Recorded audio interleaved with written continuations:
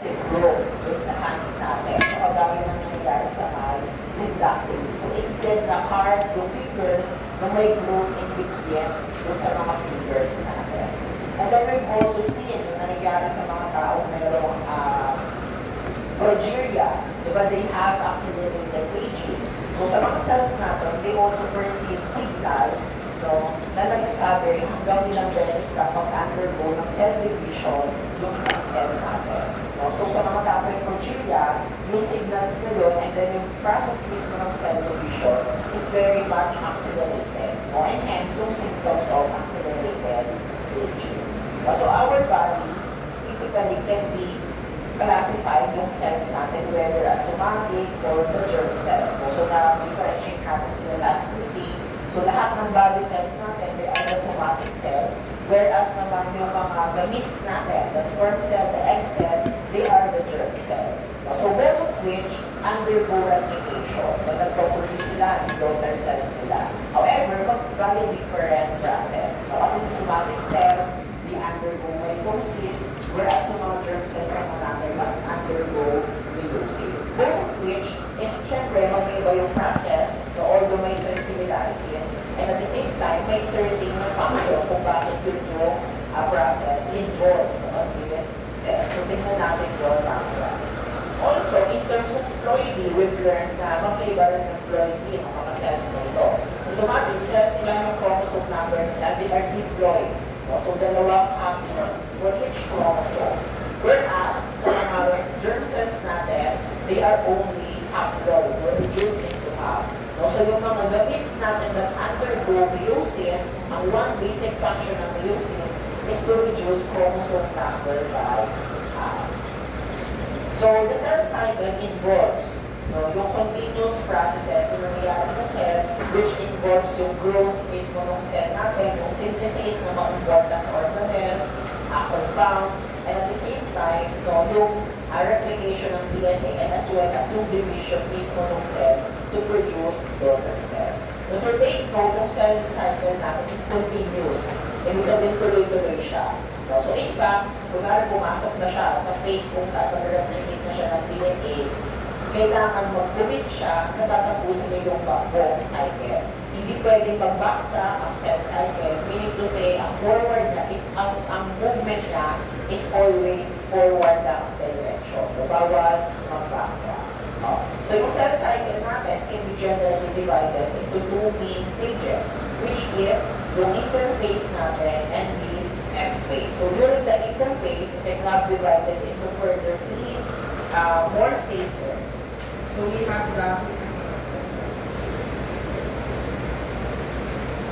have their two gap phases, si G1 and G2, and then the S phase or the DNA synthesis phase. So during the interphase, ito yung normal metabolic processes na nangyayari sa cell. So nag-grow sa cell, nag-synthesize ng mga organelles, and specifically during the S phase, nire-replicate yung DNA. So take note, hindi pa rin yung nag-divide yung cell natin. So important na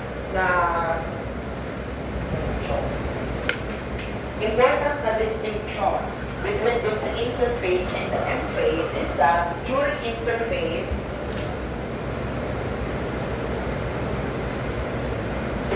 the cell is not dividing. So pwede mag-grow siya, mag-form into a specialized state, but ultimately hindi pa siya nag-divide. Pero pinaka-importante mangyayari dapat siya is DNA is being replicated. Specifically if mag-commit ka sa S phase. Whereas, during the M phase, the pwedeng mitosis or meiosis, actively dividing na yung cells natin. Ngayon yung primary distinction ng dalawang stages na ito. So sa interphase, subdivided pa siya into three substages, si G1, si S phase, and then si G2. Although, notice, after the G1, yung cell natin may also proceed into another stage, si G0 stage, which is a quiescent stage. Ano yung sabihin natin pag quiescent stage? So, hindi na divide yung cell, it will only remain on its specialized state, and ito yung state kung saan nagde-decide yung cell natin. Ano yung pinagde-desisyonan niya? Decides whether to commit sa division, mag-proceed siya sa S-phase and replicate sa DNA, or maaari, no, na it's already reached yung end ng kanyang lifetime, mag-undergo na siya ng program cell death or apoptosis. So yung M-phase natin is either mitosis or meiosis. And it involves 4 stages na titignan natin mamaya, plus the cytokinesis wherein dinidevelop natin mismo yung buong cell natin. So let us first start with interphase. So again, sa interphase, meron tayong dalawang gap stages and the S phase. So sa G1, so ito yung cell. Yung cell na katatapos pa lang mag-undergo ng division. So basically yung daughter cell, which is relatively smaller kaysa dun sa kanyang parent cell, proceed na ngayon siya sa G1. So during this time, nag-grow yung cell natin, nire-replicate yung mga important organelles, and at the same time, yung mga important compounds, molecules necessary for the development of cells are also being synthesized. Yung mga mRNA, tRNA, also synthesized during this time. The G1 phase also varies in different cell types. So it depends dun sa cell type. Kumari, yung cell na develop ang fetus. So dahil kailangan niya mag-proceed agad, mag-develop and mag-grow, maaaring saglit na lang siya sa G1. Or if possible, it may entirely skip G1, mag-proceed agad siya sa S phase and mag-divide. Kasi na, growing yung cell natin. So kailangan niya talagang mag-divide agad. Whereas, sa mga mature cells ng katawan natin, maaaring it may be at G1 for a much longer period of time. Then during S phase naman, ang pinaka-importante na nangyayari dito is of course, the DNA replication. So again, bago pa mag-divide ang cell, kailangan the DNA has been replicated already.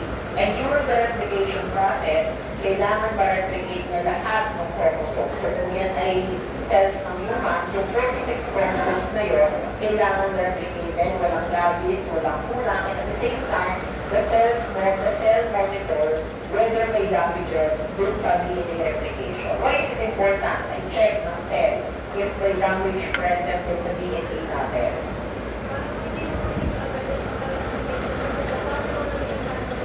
Yes, good. So maaari kasi na-transmit yung damage na yun dun sa daughter cells. So merong checkpoint ng mga tinatawag later malalaman natin na it checks whether may damage yung DNA natin.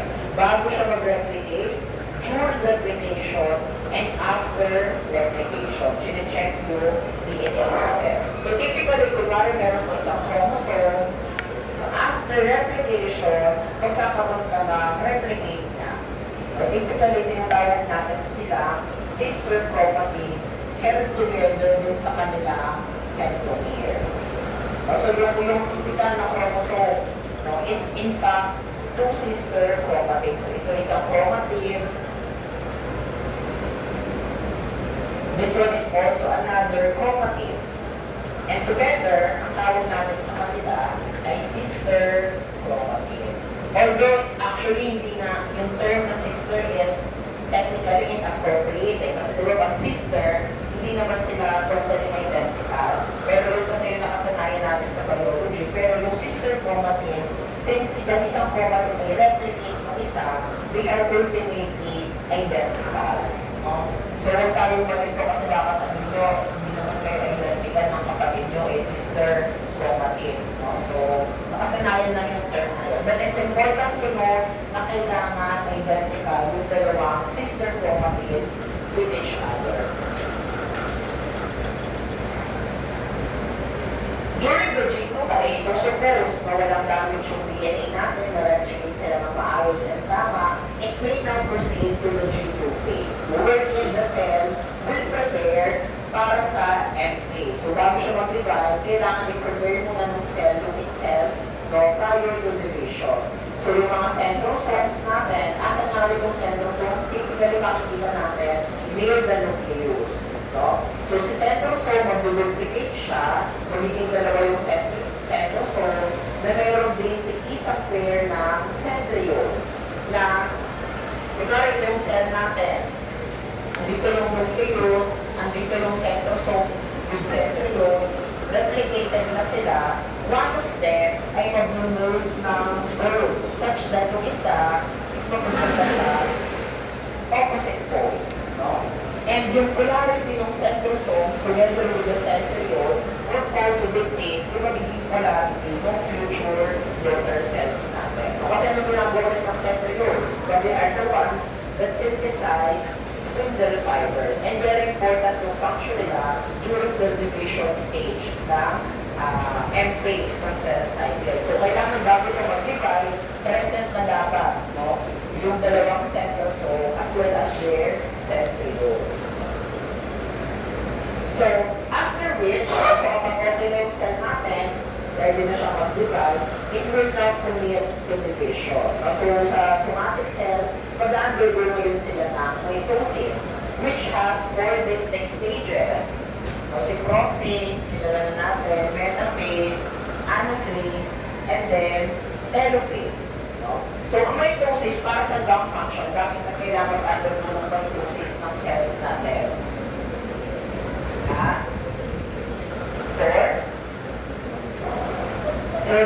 Basically, during mitosis, inote natin yung daughter cells ng mitosis, yung dalawang i-produce from a parent cell, yung parent cell natin, mag-produce ng dalawang daughter cells. Itong dalawang daughter cells na ito ay identical with each other. So kung ano lahat ng genetic information na nandito sa isang daughter cell, ganun din yung sa kabilang daughter cell. The same way, they are also genetically identical to that of their parent. So ibig sabihin, ginagamit ng cells natin ang mitosis to create an identical copy of the parent cell. And also to increase the number kasi from one cell, makapag-produce tayo ng 2. So this way, ginagamit natin siya for growth, for repair, sabi ninyo, or generation.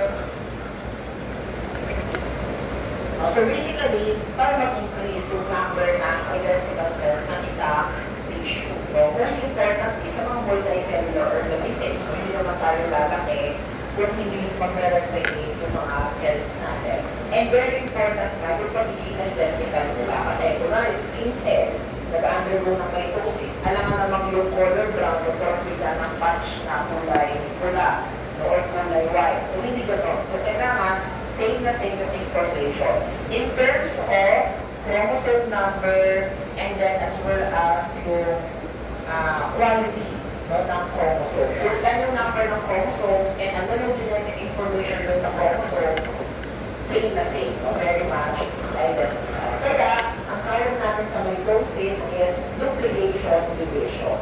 So medyo kung mathematics, nakakagulo siya. But basically, the cell divides to duplicate cell.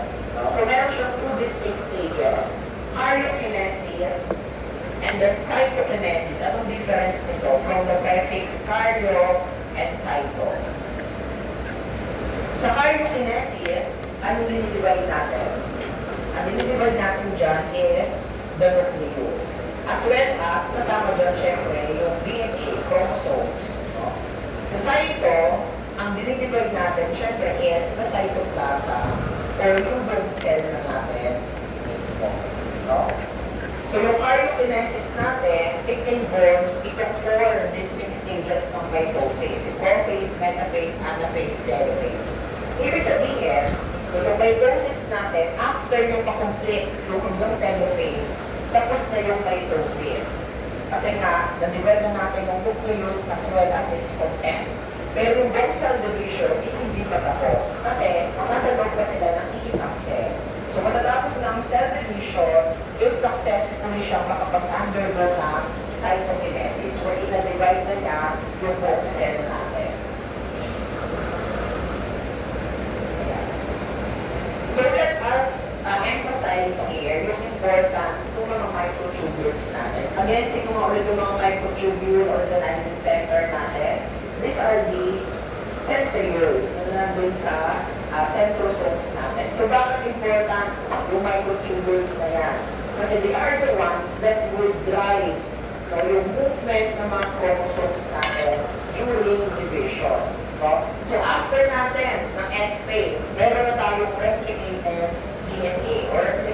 chromosome.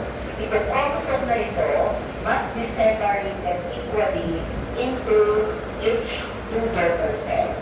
And ang main component natin for that to successfully happen ay yung mga microtubules natin, yung spindle fibers na nag-form via the centrioles. Questions so far? So starting with the prophase. Anong nangyayari during prophase natin? So ito is, mag-divide na yung cell natin. So prominent dyan, so as you will notice, andito na yung centrosome natin with the centrioles. Very distinct yung aster. So aster, which is itong sunburst pattern ng mga spindle fibers. So this spindle fibers would soon attach dun sa centromere. Specifically, dun sa kinetochores. Kinetochore ng mga centromere. So, isang spindle fibers, diba, we have two opposite poles. Ito isang pole, and then ito isang pole. Sa isang chromosome, na mayroong dalawang sister chromatid, isang spindle fiber dapat yung naka-attach ng each pole dun sa isang sister chromatid. So, meron ka sa isang pole na naka-attach sa kinetochore ng isang chromatid, and from separate pole, from opposite pole, meron din si spindle fiber na naka-attach sa kinetochore ng another na sister chromatid. Very important ito. Chine-check din ang cell natin whether the spindle fibers have successfully attached dun sa mga sister chromatids. Kasi nga, yun yung way natin to separate them equally.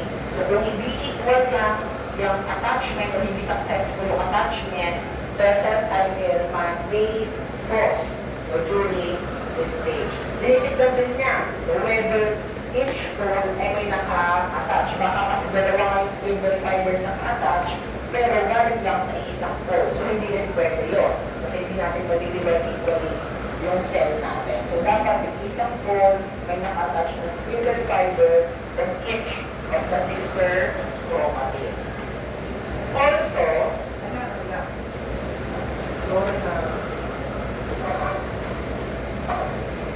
so ano ma-observe natin sa prophase? Present no yung centrioles natin, spindle fibers are fully formed.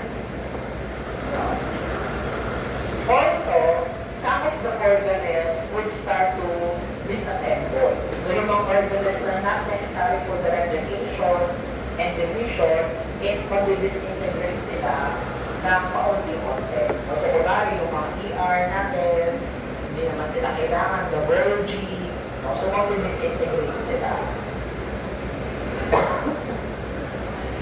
Except for the mitochondria or chloroplast sa mga plants, typically, nare-retain sila.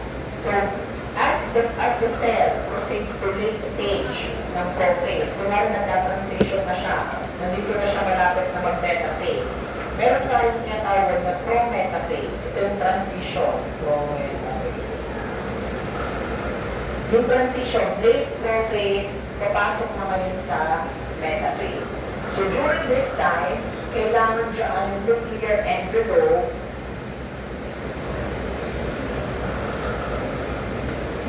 is already disintegrates. Nawawala na yung nuclear envelope as well as yung nucleolus. And dito rin yung point in time wherein yung spindle fibers naka-attach na dun sa sister chromatids. So during this time, unti-unti na ngayon ginagalaw ng spindle fiber yung chromosomes natin such that mapupunta sila sa equatorial plane. So during this time, yung spindle fibers natin naka-attach dun sa sister chromatids. They create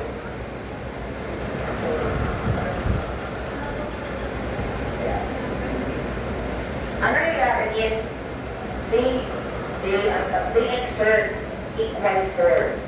So yung isang pole may same force then being active dun sa opposite pole dun sa dalawang sister chromatids natin. Until such time na because of this movement,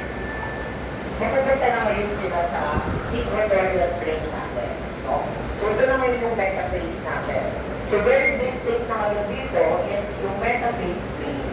Ano yung metaphase plane? Naka-orient na ngayon yung mga chromosomes natin sa equatorial plane. Doon sa gitna ng cell natin. So which is important na bago natin i-separate yung mga sister chromatids na isang chromosome. So during this time, equal yung force. Mukha man silang naka-steady, hindi gumagalaw. But really, they are under great tension. Na may pulling action from opposite poles. After which, balik metaphase na and then mag-anaphase na tayo. Which is fully separated na. So during dito, sa late metaphase, konti-konti na nasa-separate yung sister chromatids. So late metaphase, maaaring separated na sila, natanggal na yung commesins that make them attach with each other. During anaphase, yung cell natin, yung notice na medyo elongated na siya, and fully separated na yung sister chromatids, plus they start to migrate on opposite poles. Elongated yung cell natin, yung chromosomes natin,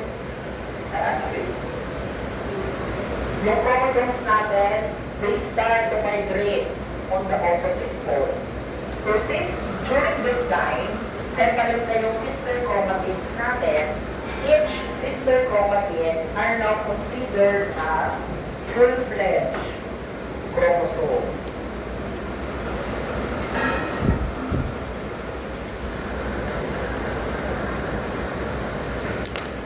Bakit full-fledged chromosomes na sila? Kasi, hiwalay na natin. So ito is distinct chromosome. This is also another distinct chromosome during anaphase. And during this brief period of time, kasi ang anaphase is typically saglit lang as compared to other stages. We can say na ang chromosome number natin is double. Chromosome number is double. Bakit double? Bakit double? Kasi nasa loob pa sila ng isang cell and each sister chromatid is identified na as a full-fledged chromosome. So ito isang chromosome, ito rin ang isang chromosome. So kung meron kang 46 chromosomes na may dalawang sister chromatids initially and na-separate natin sila, double na ngayon yung number. Ilan na ngayon?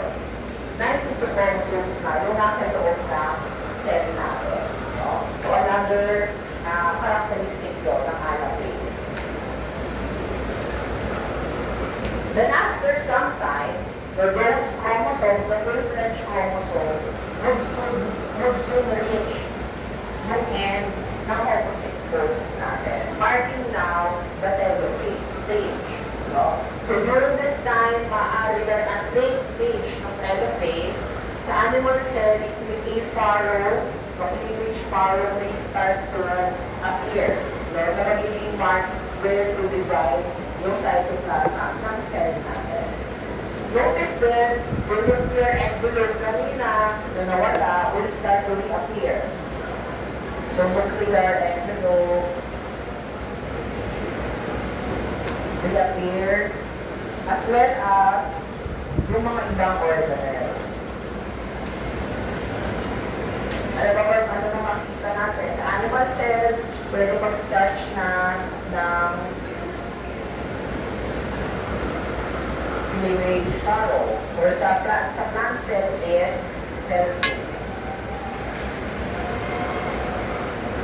So after telophase, tapos na ngayon tayo dito sa caryokinesis.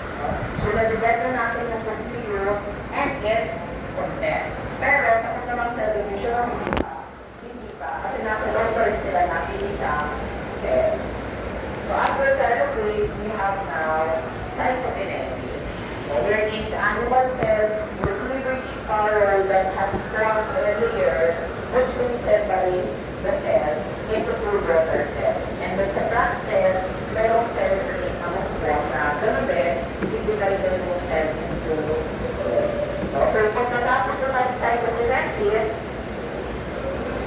time na to, magkakaroon na mga yung tago nito, two Werther cells that are very much alike with each other and to their parent. Question so far. So after mitosis, magkakaroon tayo ng two daughter cells that are still diploid.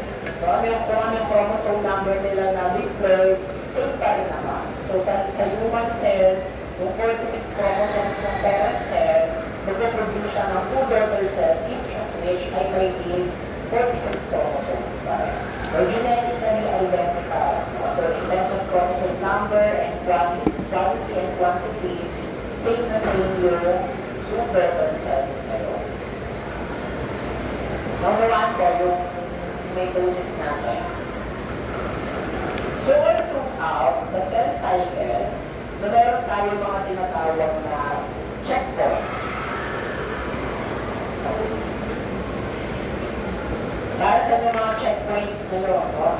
So there are several molecules, protein complexes, that checks, monitors the cell cycle all throughout its processes to ensure na tama yung process na nangyayari on each stage and to ensure na tama yung pag-transition niya on each of the stages. So ano yung mga checkpoints na nakikita natin? Meron tayong checkpoint sa G1. Nakikita natin mga checkpoint on several stages ng cell cycle. Meron tayong G1 checkpoint.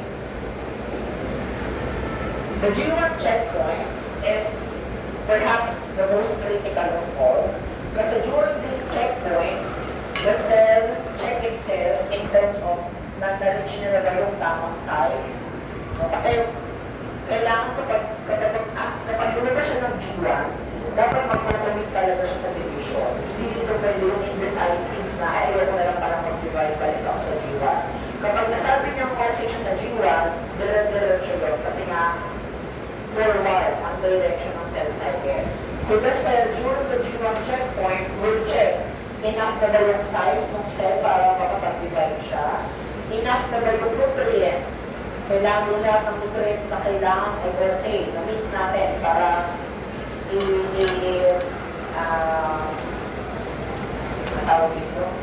i-supply yung necessary nutrients for division. Ano na ba, na-receive nyo na ba yung mga growth factors or signals na nagsasabi na mag-proceed na siya ng division? And most important is may DNA damage ba? O kasi ano susunod natin after G1? S-phase. Na-replicate natin yung DNA.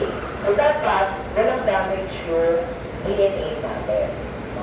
Then meron din tayo checkpoint sa pag-transition ng G1 to S-phase. Again, check din dito yung DNA integrity. So yung damage kung may present. And then syempre meron din tayong checkpoint during the S-phase. Check naman dito is if tama yung DNA replication process.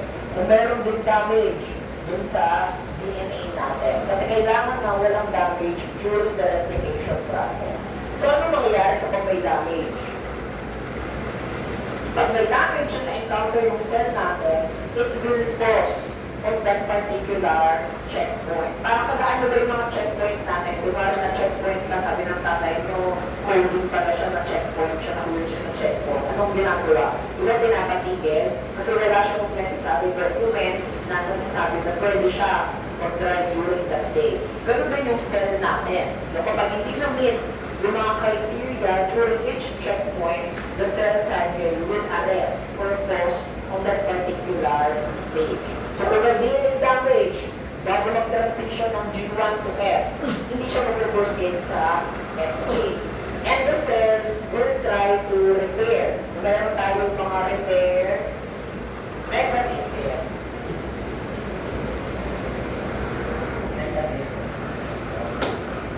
The cell will try to repair yung damage na yun. Kapag na-repair, continue yung progress ng cell cycle.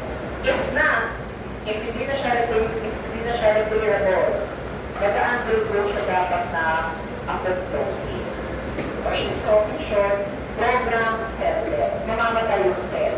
Which is a safety mechanism ng cell natin such that kung damage yung DNA and irreparable, dapat hindi na yung babasa sa susunod na offspring. Magawa ko? Okay. After S phase, meron din tayo yung pag-transition ng G2 to F phase.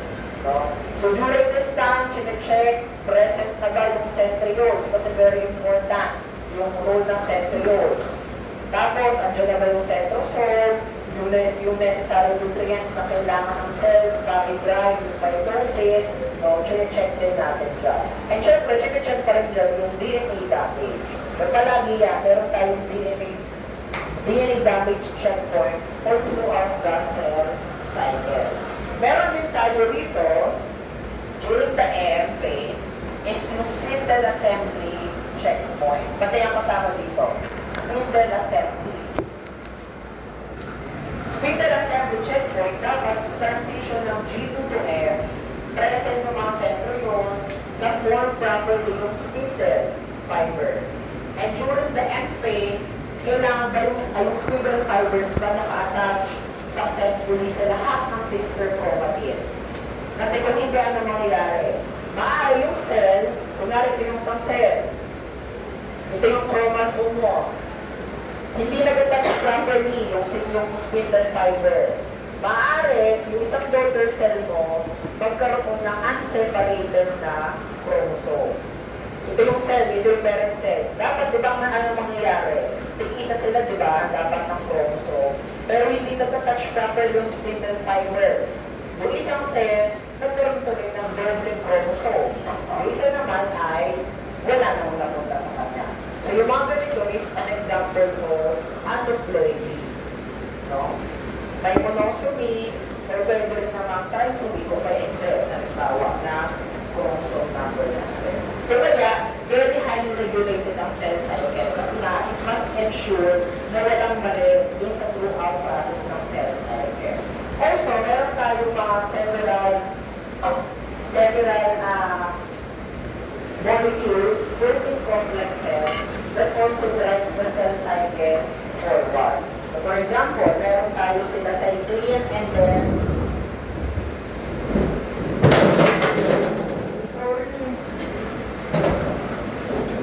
meron tayo for example sila cyclin.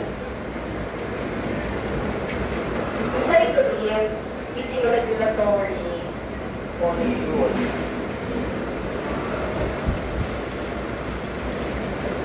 Specifically, may na-activate siyang enzyme, which is yung mga CDK or cyclin dependent kinase. So as the name implies, this is an enzyme dependent kay cyclin for it to be activated. Kaya anong ginagawa ng mga kinase?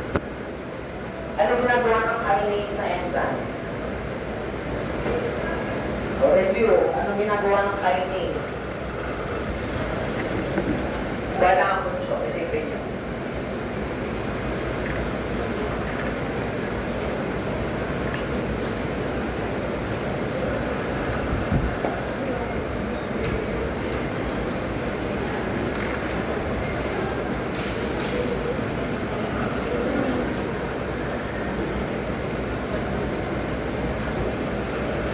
Sabi ni Ma'am Sara sa kinase. Ano ginagawa ng kinase?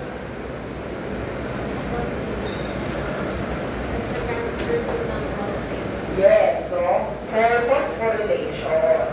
So in short, yung kinase natin, ang ginagampalan ng role is phosphorylation. So ibig sabihin, nag-a-add siya ng phosphate group dun sa mga target proteins. So marami yan throughout the cell cycle. May mga target protein siya na pinphosphorylate. So bakit na kailangan i-phosphorylate? Basically, it acts as a switch. Whether on or off. In short, kapag na-phosphorylate ng CDK yung isang protein, pwede ma-activate or inactivate yung mga genes natin. Genes na nag-express ng mga regulatory molecules ng mga checkpoints natin. So, for example, yung mga enzymes necessary for DNA replication, hindi sila ma-express not unless ma-activate sila ng mga cyclin and CDKs natin. Another important na regulatory molecule is si P53.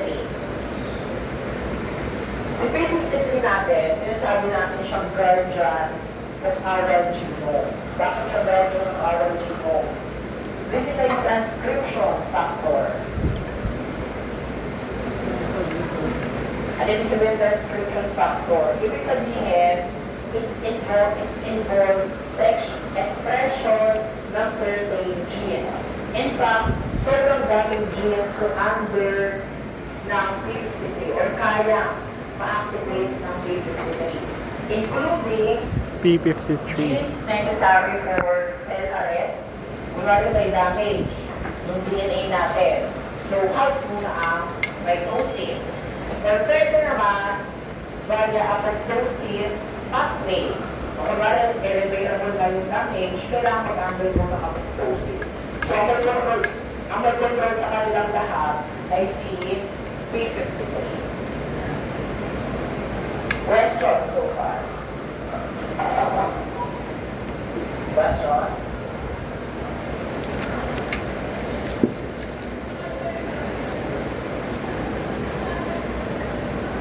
So a cell, depende sa cell type, may undergo numerous rounds of division.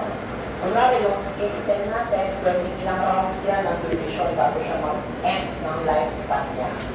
But ang question is, how do our cells know na kung hanggang saan lang yung lifespan niya? Paano nalalaman ng isang cell kung ilang rounds lang ng division ang pwede niya i-undergo? So the answer lies dun sa kanilang mga telomeres. So sa telomeres, ito yung chromosome mo. At each tip, sa pinakadulo ng chromosomes natin, meron ditong repetitive sequences. Paulit-ulit yan na TTA, GGG, TTA, G. Dun sa tip ng chromosomes natin. So meron kang telomere dyan, meron ka rin dito telomere. Basically, hindi sila nag-express ng any gene. Ang main function nila is to protect yung chromosome, yung tips ng chromosome. Parang sintas ng sapatos. Dito yung sintas ng sapatos natin, meron yung matigas. Para sa yung matigas na yun, para hindi dito mag-unravel yung sintas ng sapatos. Ganun din yung chromosomes natin to prevent the unraveling and winding ng chromosomes doon sa tips by telomeres tayo. At the same time, sa important function niya is it dictates how many replication yung kaya i-undergo ng cell natin. How? Kasi during each replication, ito yung sa DNA replication pa natin ng ating mga nag-aaralan. But basically, yung DNA natin is merong dalawang strand. Yung isa is mag-iba sila ng direction. Isa ay 5' to 3', and then yung isa ay 3' to 5'. Basically, ang replication natin, it follows the 5' to 3' direction. So, sa kanila, 5' to 3' direction. So, ano lang ang overall direction ng replication is towards this one. Yung kanila is dito. Merong part ng chromosome ng DNA natin na during replication, hindi siya na-replicate. Which is, ito yung lagging strand. So, ibig sabihin, yung leading strand mo mag-replicate na fully, pero dun sa lagging strand, meron siyang nag-miss, hindi niya kaya replicate. So, yun yung problem natin sa mga eukaryotes, kasi linear yung chromosome natin, yung DNA natin. So, every round ng replication, may natutulong na segment ng DNA. So, kagaya ito yung DNA mo. Isang replication, may natutulong, kasi hindi niya na-replicate. Another round of replication, natutulong ito. So, kung ito yung telomere natin, hanggang ito yung telomere, yung round ng replication may nawala sa telomere. Next round may nawala ulit sa telomere. Until sa time na maubos na yung telomeres, that will initiate apoptosis na doon sa cell natin. So basically, the telomeres dictates gaano kahaba yung lifespan ng isang cell and how many rounds of DNA replication can it undergo.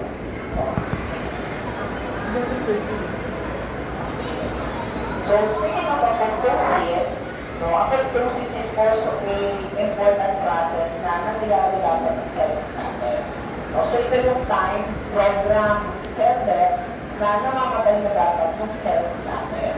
So marami rin factors, kunwari damage yung DNA natin, or it has reached its lifetime, ultimately mamamatay na dapat yung cells natin.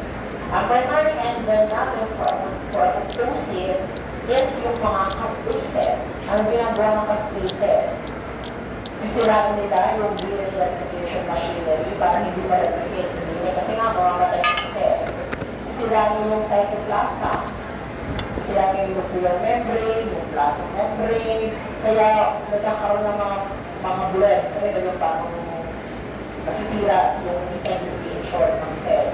Cytoskeleton, sisirain na rin na, and it may even attract mga phagocytes para i-phagocytosis yung cell undergoing apoptosis. So basically, kailangan ma-reach din ng cell yung end na lifetime nila. Ano mangyayari? Ano mangyayari if a cell never undergoes apoptosis? Ano kayo mangyayari?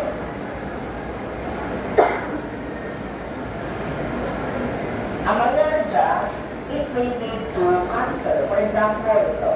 Magandang example.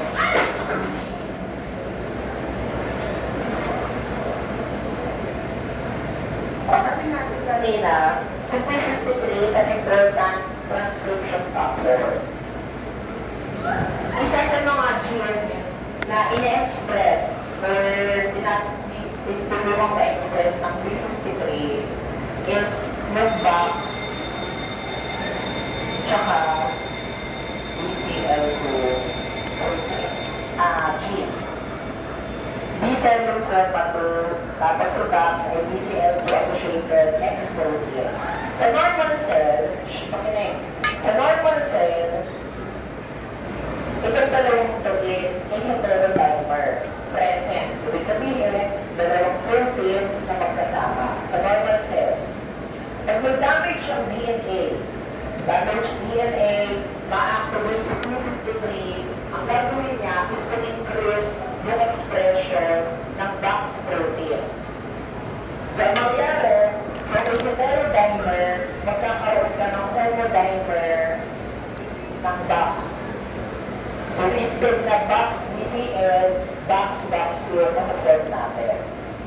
Pag naging ganito na homodimer ng box, it will initiate apoptosis. Ibig sabihin, mamatay yung cell natin. Pero, kunwari cancer. Sa cancer, may mga oncogenes na na-activate. Pag ganun yung mangyari, tumataas naman ngayon masyado yung BCL. So, mataas na concentration ng BCL, wala mangyayaring apoptosis.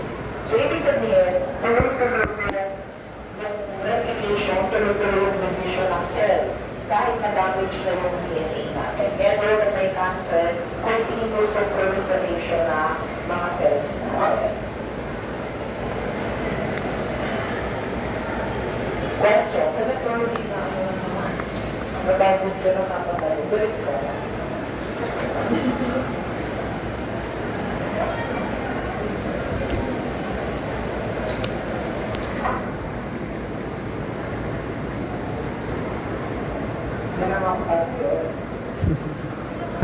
O next na.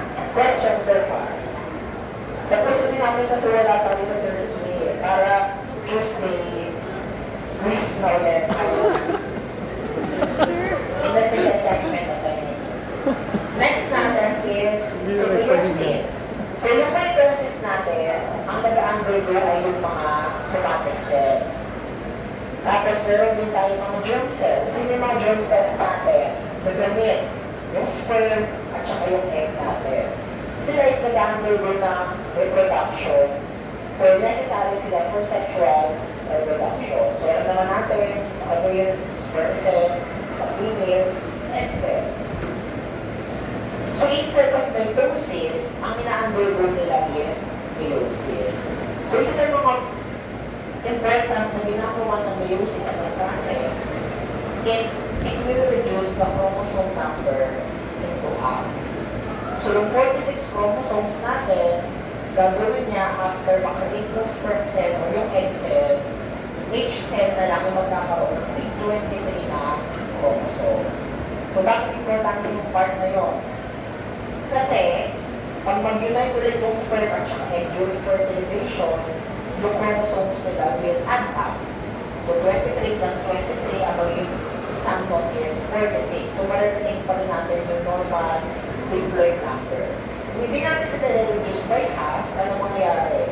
46 tsaka 46 na sperm at egg, magiging 92 sa abnormal yung offspring natin. So, yun yung ginagawa ng meiosis. That is why, meron siyang two divisions. Si meiosis 1, wherein ito yung time na, ito yung time na nire-reduce natin by half yung chromosome, and yung meiosis 2 na essentially the same lang sa mitosis. So, walang pinagkaiba yung meiosis 2 sa mitosis. So, mag-focus tayo yung meiosis 1 kasi andun yung difference. Aside from reducing chromosome number, isa sa pinaka-importante nangyari during meiosis is it creates genetic diversity.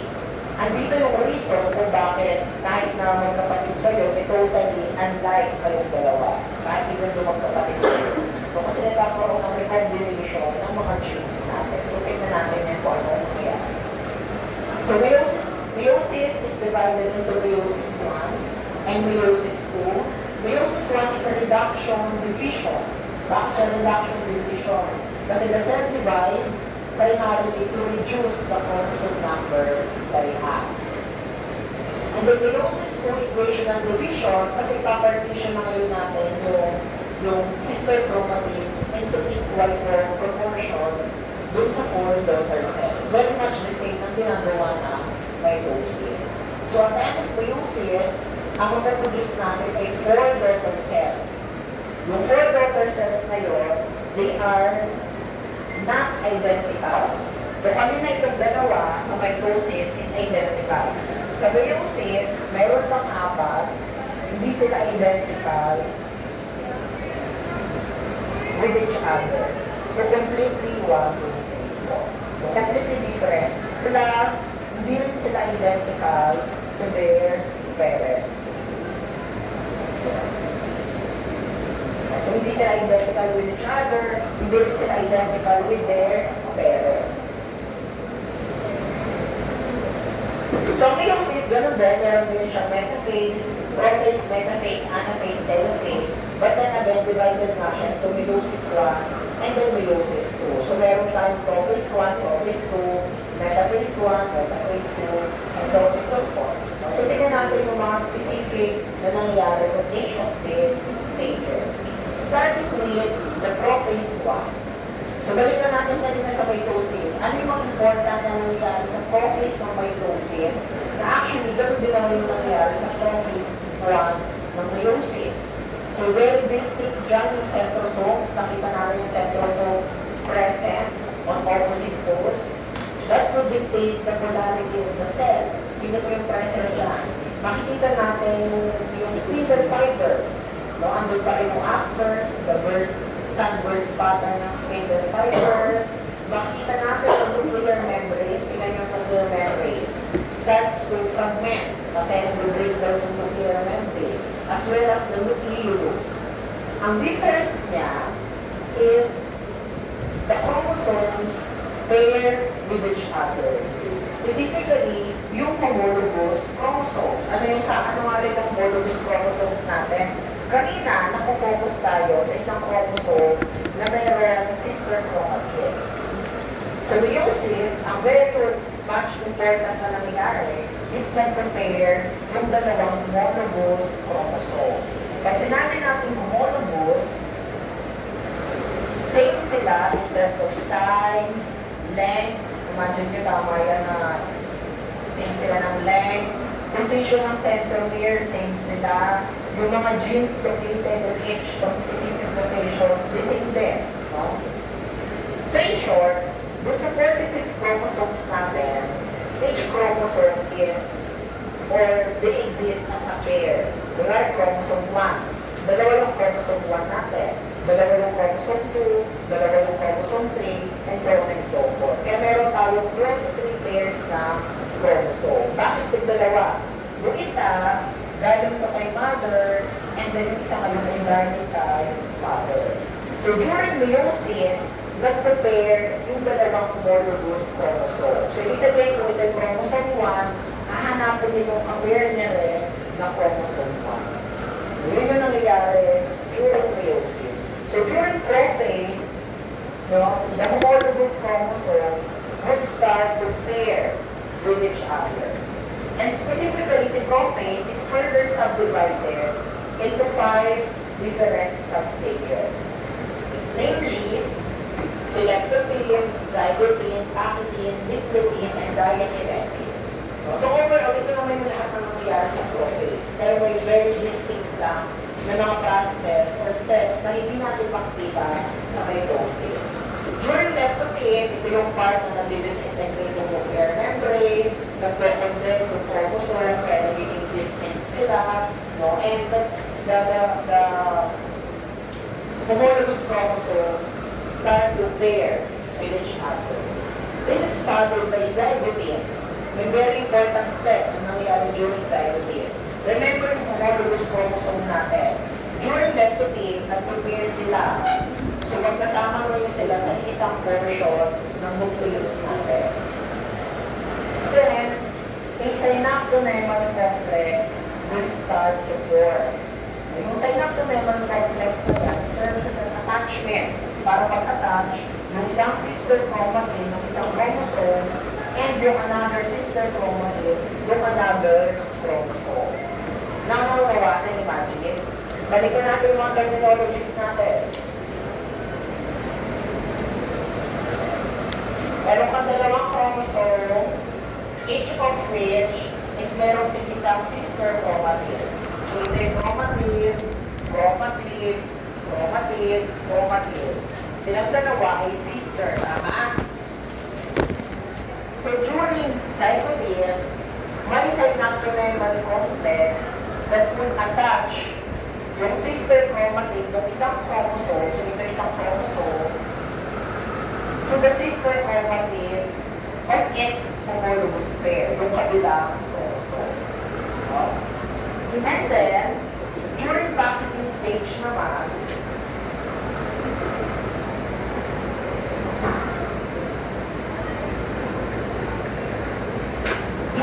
during packaging stage, nakita natin that the synaptonemal complex has reached bridging yung dalawang sister chromatids. Plus, may very important na nangyayari dito, which is tinatawag natin crossing over. Crossing over, ibig sabihin may genetic recombination na nangyayari, wherein may inter-exchange of genetic material. Merong genes from chromosome na isa na pupunta dun sa kabilang chromosome and then vice versa. So, nare-recombine yung genes. And this results to genetic diversity. So, in short, yung variation na topic natin sa module 1, yung reason kung bakit magkakaroon ng differences between two individuals kahit na same sila ng parent is because of this inter-exchange of genetic material. Ibig sabihin, sa isang offspring, may certain genes ka na magagalit from your mother, may certain genes ka rin na magagalit from your father. And they are random. So, hindi natin siya malilitaan. So, during this time, sa bakit din natin, tinatawag na ngayon natin yung chromosome natin na stabilized. Kasi nga, naka-attach na ngayon sila with each other. During diploine, yung synaptonemal complex sex would start to dissociate, so dominant na yung matatanggal. Older, nakita natin na yung site kung saan nagkaroon ng recombination, magkadikit pa rin. Ito yung natawag natin chiasma or chiasmata. So, naka-join pa rin yung sister chromatids of each chromosome dun sa portion kung saan nagkaroon ng genetic recombination. So, mamaya meron tayo mas malaking image kung ano yung tsura ng crossover. And then, diakinesis, so totally fragmented na yung nuclear membrane, pag may metaphase na siya. Ito, another images lang na stages ng prophase. Ayan. So, ito ngayon yung crossing over. So, imagine, ito yung ating homologous chromosome. Say, for example, yung color blue na chromosome is of paternal origin galing kay father, yung green is of maternal origin galing kay mother. Same sila, kaya sila homologous, same ng size, ng length, even yung mga genes on each locations ay same. Kaya meron kang gene A doon sa pinaka-tip, meron pa rin gene A dun sa maternal chromosome, meron pa rin gene A sa paternal chromosome. So during crossing over, di ba binigyan ng dalawang sister chromatids nila, nag-inter-exchange. Notice, yung gene na ito is galing kami na nun sa mother, napunta nun sa father, and vice versa. So, na-recombine yung genes natin. So, mangyayari after crossing over is meron tayong genes that are partly kay mother and partly kay father sa isang chromosome. And it creates na yung genetic diversity kasi it mixes yung genes na parents natin sa isang chromosome. And imagine ito yung cell mo. So, meron ko rin itong chromosomes. Yung nag-undergo ng crossing over. So, maaari, ito ay, andito yung halong genes. Dapat kasi drawing natin yung malinaw. Wala ka sa ata akong meditation. Kasi i-drawing natin na.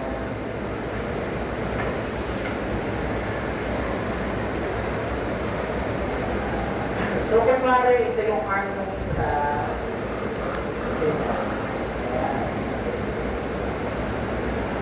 Kasi ito yung color yung tignan natin.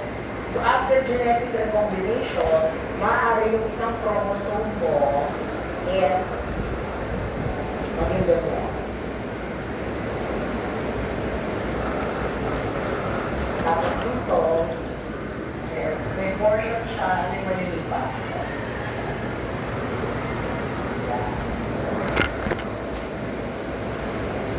Na-imagine mo? Matulungan mo ako imagine.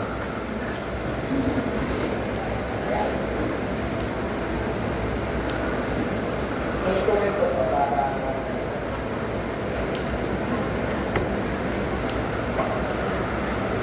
so, kunwari ito yung paternal chromosome, ito yung maternal chromosome. Nagkaroon ng crossing over, ito isang of the maternal chromosome, maternal genes, napunta dun sa paternal chromosome. The same way, some of the paternal chromosome, paternal genes, napunta dun sa maternal chromosome. After ng meiosis, essentially, i-divide natin to into 4 daughter cells. So yung isang, lagyan ko na rin ito para lang natin yung paternal sa maternal. Yung shaded is yung paternal. Pero yung isang chromatid ng paternal chromosome after crossing over, nakita nyo, may version na maternal genes. So after meiosis, makaka-create tayo ng 4 daughter cells. Tignan nyo, magkakaiba sila. Yung isang cell, ito ang magkukuha ng chromatid, which is paternal, pero may maternal gene. Yung isa, na makukuha nilang maaari is puro paternal. Diba? Yung isa, maternal, na mayroong certain version na paternal, and then yung isa is fully maternal.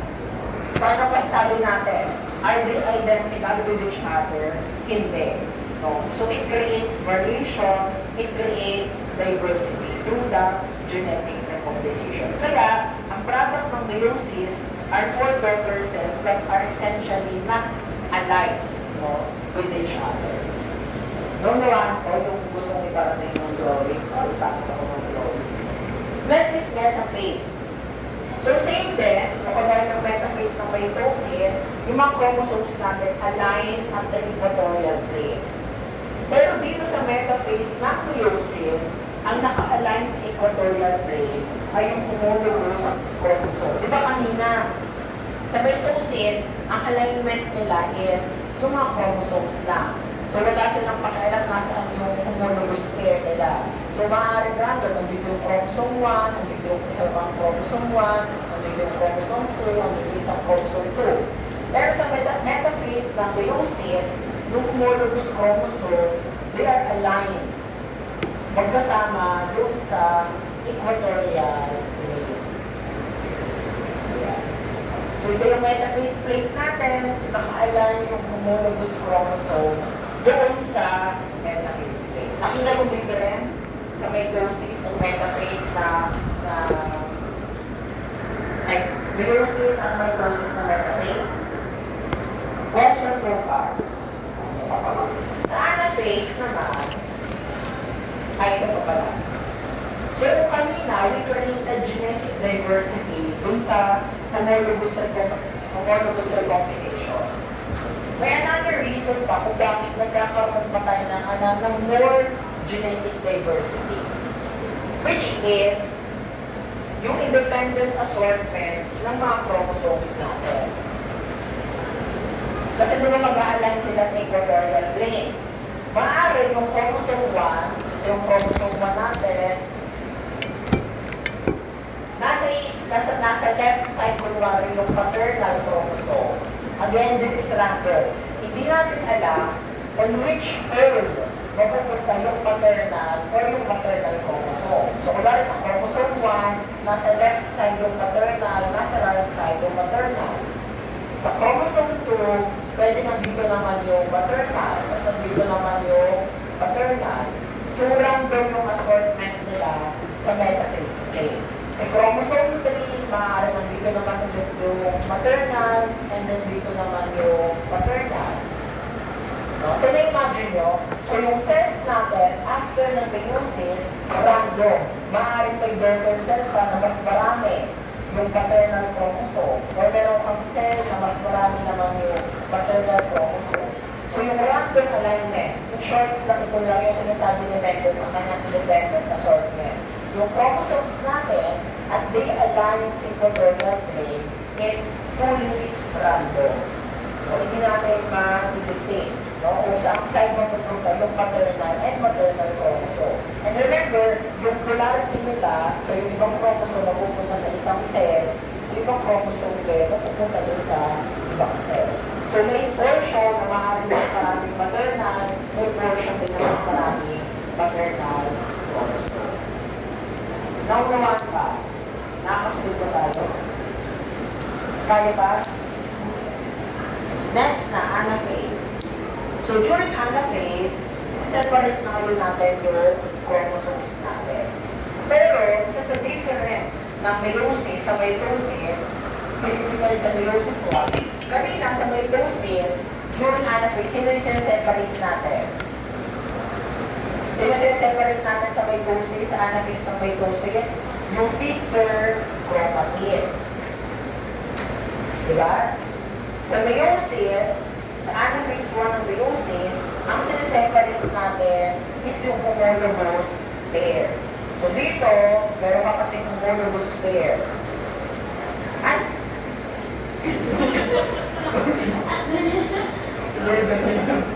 ayan. So, sa anaphase ng meiosis, ang sineseparate natin ay yung homologous. Ayan. Yung homologous pair.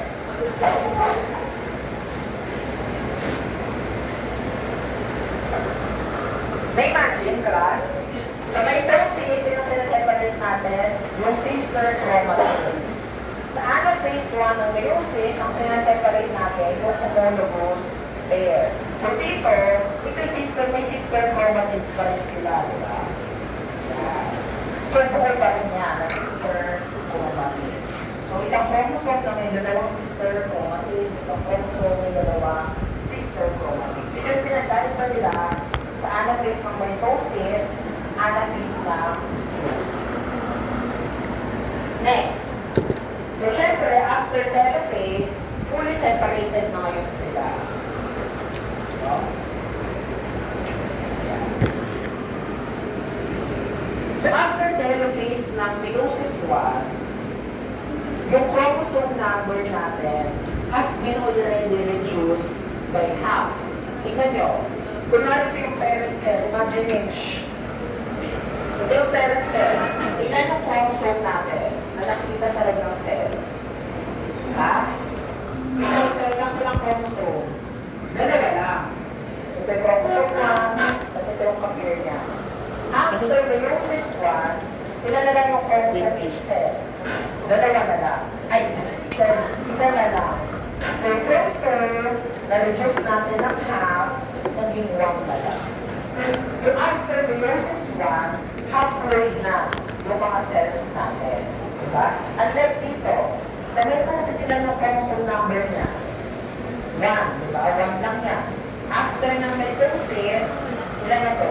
Tig-isa pa lang rin. So, na-retain yung chromosome number na 1. Dito, na-reduce natin by half. So, after meiosis 1, meron na kayo tayong 2 daughter cells, haploid, but not identical with each other and their parent. So ngayon, itong daughter cells na ito ngayon, sila na ngayon na mag-undergo ng meiosis 2. Na yung meiosis 2, very much the same rin sa mitosis. So hindi ko lang ulitin kasi same na same lang sila na mitosis. So essentially, ito isa-separate, kanina sineparate natin sa anaphase ng meiosis 1, homologous pair, di ba? Dito sa meiosis 2, sa anaphase, ang siseparate na ngayon natin, yung sister chromatids ng each chromosome. Nakuha? So after meiosis 2, magkakaroon na ngayon tayo ng 4 daughter cells, haploid, and at the same time, not identical with each other. Nakuha? So kaya makikita natin yung difference na meiosis sa mitosis, number 1, in terms of chromosome number, kasi haploid. Na bakit na natin nire-reduce by half? Bakit importante yung pag-reduce na by half? Yes, para pag mag-form tayo ng zygote during fertilization, ma-retain pa rin natin yung diploid state ng zygote. And to create also genetic diversity. Kasi kung wala yung crossing over, wala yung independent assortment, magkakaroon pa kayo magkakapatid. So, yung magkakaroon pa kayo magkakapatid. Ayan. So, kumari, after fertilization, yung haploid na sperm and haploid na egg, nakaka-create tayo ngayon ng organism, zygote na still diploid. And so, just some summary ng mitosis and meiosis, ilubin nyo na lang yan. So, pero same din sa mga sinabi ko natin. The last na. So, basically, yung meiosis natin is kailangan para sa pag-produce ng mga gametes natin. So, sa mga lalaki, spermatogenesis, na nangyayari sa testis ng mga lalaki. So, makikita natin dito na may diploid cell, pag-undergo ng meiosis, yung primary spermatocytes still diploid.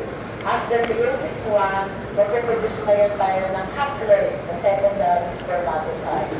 Pag-undergo ng meiosis 2, producing now yung sperm cells natin. Ang sperm cell ng mga lalaki, typically is divided into the head and then yung tail. Yung head, ito yung nag-penetrate sa egg cell. Yung egg cell. Ang nag-penetrate ng portion ng sperm cell, yung head. Naiiwan yung tail sa labas. Ang mitochondria ng part nila. Na ginagamit nila to propel their flagellum.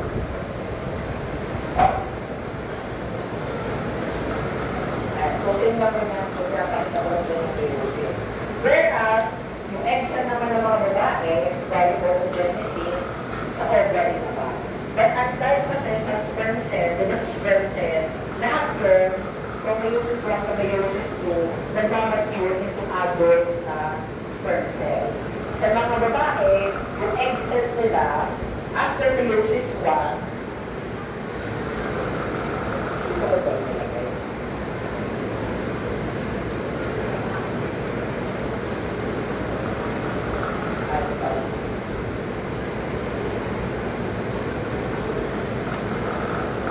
After meiosis 1 kasi diba meron kang unang primary oocyte. After meiosis 1, nakakaproduce ka kayo ng secondary oocyte at saka ng isang polar body. Essentially, yung lahat, yung majority ng cytoplasm, nutrients, napupunta lang dun sa secondary oocyte. Yung isa is polar body na lalabas sa katawan. Kasi diba, familiar naman kayo, sa mga female, isang egg cell lang talaga yung nagpo-produce. Basically, every month during your menstruation. No? So, isang egg cell lang yun nagmamature. Pero yung mga egg cell, nakahag sila sa meiosis 2. Ayan. So, hindi siya magpo-proceed at matapos sa meiosis 2 until ma-fertilize siya ng sperm cell. So, after ng fertilization, yung first polar body na product ng meiosis 1, mag-disintegrate na lang rin yan. Pwede pumasok siya sa meiosis 2, ang produce na parang may polar body. But essentially, hindi naman yung mamature ito kasi lahat napunta dito sa secondary oocyte. So, from the secondary oocyte, in fertilization occurred, mag-produce tayo ng isang egg and isang polar body. So, ito yung mag-disintegrate na rin. Ito rin yung mag-mature into a fertilized ovule. So, although very much the same halos yung processes, nag-iiba lang sa timeline. Kasi sa mga lalaki, ang sperm cell nila, once they reach maturity, tuloy-tuloy na doon. Hanggang pagtanda nila, tuloy-tuloy ng creation ng sperm cell. Sa mga babae, ang egg cell ninyo is nag-umpisa pa lang, fetus pa lang kayo, nag-produce na ng egg cell. So imagine, ibig sabihin, di ba si lola nyo? Yung lola nyo, buntis kay mama nyo. Di ba? So nasa fetus si mama nyo. Fetus pa lang si mama nyo, or nag-develop pa lang kayo basically, yung mama nyo. So nasa womb yung mama nyo, kayo present na as egg cell dun sa loob ng mama nyo. Parang gano'n. And then ayun nga, naka-out lang siya sa meiosis 2, not unless ma-fertilize siya na sperm cell. This is also the reason kung bakit meron tayong mga maternal age effect at paternal age effect. Sa maternal age effect, ibig sabihin, habang tumatanda yung isang babae, the higher the risk na magkaroon ng mga chromosomal aberrations sa egg cell niya. Kaya yung Down syndrome. So habang tumatanda, mas mataas yung chance na mang-aneuploidy, yung imbalance ng chromosome number. Sa mga lalaki, dahil matuloy-tuloy yung creation ng sperm cell, yung paternal age effect naman, habang tumatanda, mas mataas yung chance na magkaroon ng mutation sa sperm cells nila. So in short, kapag magpapag-anak ka ng matanda na medyo mag-edad na, riskier siya for abnormalities on both male and females.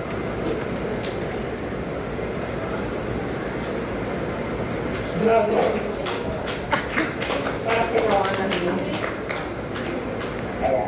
So assignment, nasa na yung ating lab manual, anong pinapagawa ko sa inyo. Dahil wala tayo sa Thursday, mamimiss nyo naman ako sa Thursday. Parang hindi. Dulas. So assignment. 27, so pinagawa ko dito, i-drawing mo to, yung mga stages, tapos may naka-insert kayo na image ng onion cell, di ba? May identify mo anong stage ng mitosis, yung nakita nyo mismo dun sa cell. So not necessarily makumpleto din dun sa image yung lahat ng stage kasi random naman yung nakita nyo sa under microscope. So dito is plant cell, sa 28 naman ay animal cell, and then answer the review question. And then sa meiosis, so pwede i-search sa internet, i-draw yung stages ng meiosis. Ang ginagamit ay ascaris. Wait na ito, kung sa number ng ascaris. Gusto ko, i-draw yung mismo actual na number.